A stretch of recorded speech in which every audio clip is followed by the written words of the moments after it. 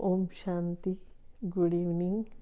जैसे कि हम सभी जानते हैं कि जो आया है उसने जाना तो ज़रूर है। मान लो हम सोचे कि हमने बहुत टाइम रहना इस दुनिया में, ज़्यादा टाइम तो किसी ने नहीं रहना। अभी तो देखो समय के अनुसार बुजुर्ग भी जा रहे हैं, बच्चे भी जा रहे हैं, जवान भी जा रहे हैं। किसी का भी कुछ नहीं कह सकते कि हाँ ये बहुत ज़्यादा टाइम जिएगा। अभी सुनने में आता है कि अभी अभी वो फलाना व्यक्ति खड़ा था और सुबह वो है ही नहीं।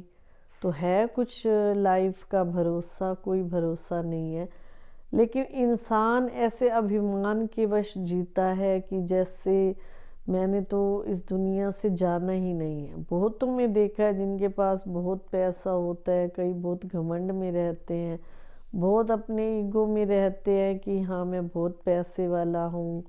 या कोई मान लो सुंदर है तो उसको अपनी सुंदरता का अभिमान है। जिसके अंदर जो खूबी होती है उसका अभिमान इंसान रखता है। लेकिन जब जाने का टाइम आता है तो कुछ भी पता नहीं लगता है। सबसे ज़्यादा आज देखा गया है कि मनुष्य मौत से भी बहुत डरता है। बुजुर्ग भी जो है ना ये सोचता है कि जैसे मुझे जाना ही नहीं है। अगर आपने श्रेष्ठ कर्म कर रखे हैं, अच्छे कर्म कर रखे हैं तो डरने की जरूरत नहीं है। डरता कौन है? किसको मौत से डर लगता है? कई बार मैं सोचती हूँ कि बच्चा जब जन्म लेता है तो भी कितनी मुश्किलात होती है। एक वो माँ ही जान सकती है कि बच्चे को कैसे जन्म दिया जाता है। पहले वो 9 महीने जो है माँ अपने पेट में रखती है और फिर उसको जो है जन्म देती है। उस समय भी वो अपने श्वासों से लड़ रही होती है। कई तो बेचारी बहनें हमारी शरीर ही छोड़ देती हैं बच्चों को जन्म देते देते।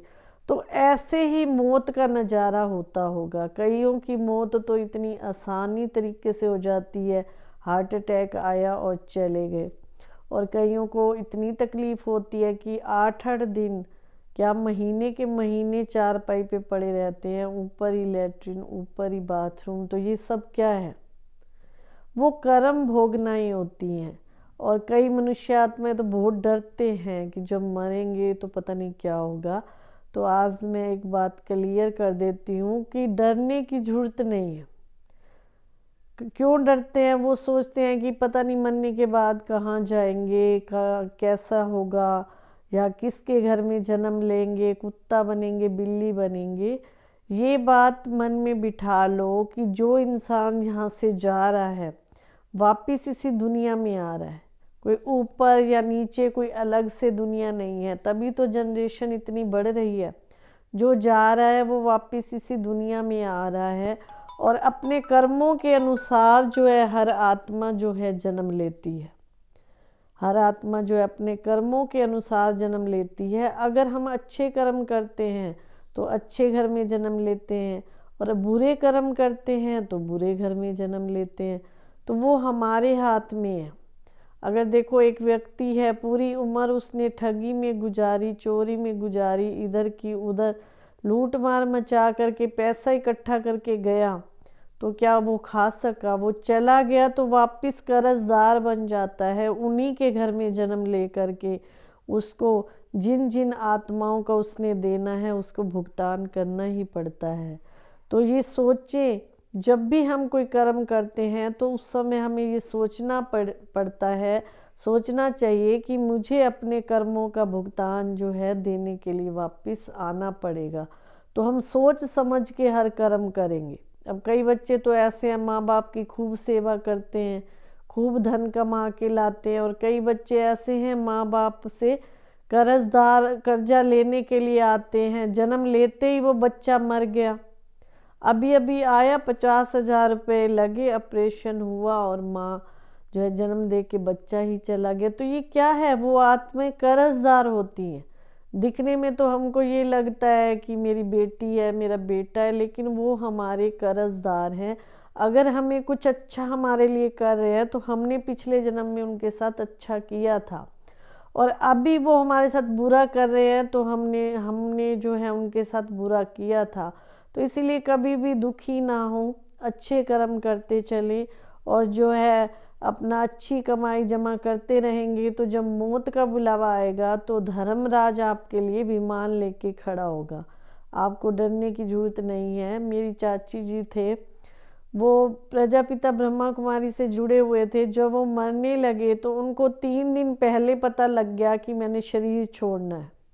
तो सोचो, एक व्यक्ति हो, उसको पता लगे कि मैंने इस दिन शरीर छोड़ना है, तो आधे तो वो ऐसे रो रो के ही पागल हो जाएं कि हाय मैं मर जाऊंगी, मेरे साथ ऐसा होगा। लेकिन नहीं, वो आत्मा इतनी मजबूत थी, उसके अंदर इतना ज्ञान था। उनके देखो 6 बच्चे थे, 4 लड़कियां और 2 बेटे, फिर भी उनका किसी में मोह नहीं गया, बस तैयार थी वो आत्मा।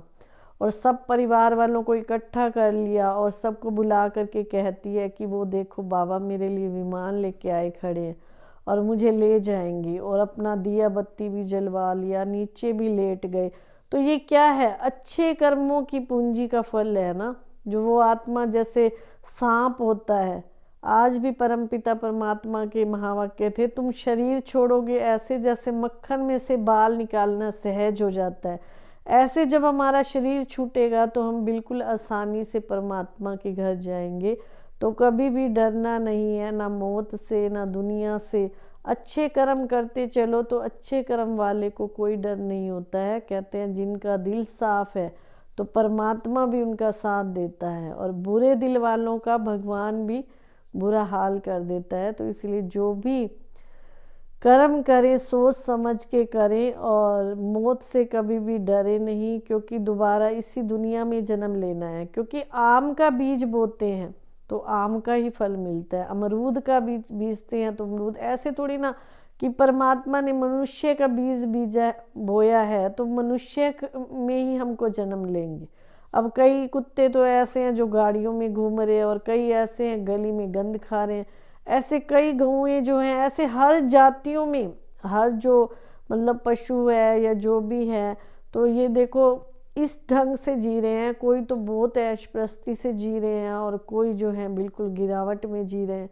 तो ठीक मनुष्य आत्माएं भी, कई तो देखो हीरे जवाहरातों के महलों में रह रहे हैं, और कई मीडियम में है, कोई ज़्यादा धनवान है। तो हर जाति की आत्माएं अपने अनुसार ही जन्म लेती हैं। इसीलिए कभी भी डरना नहीं है कि मरने के बाद क्या होगा। अगर आपने अच्छे कर्म किए हैं तो आपको फल भी अच्छा ही मिलेगा, और वापस आप अच्छे घर में ही जन्म लोगे। ओम शांति।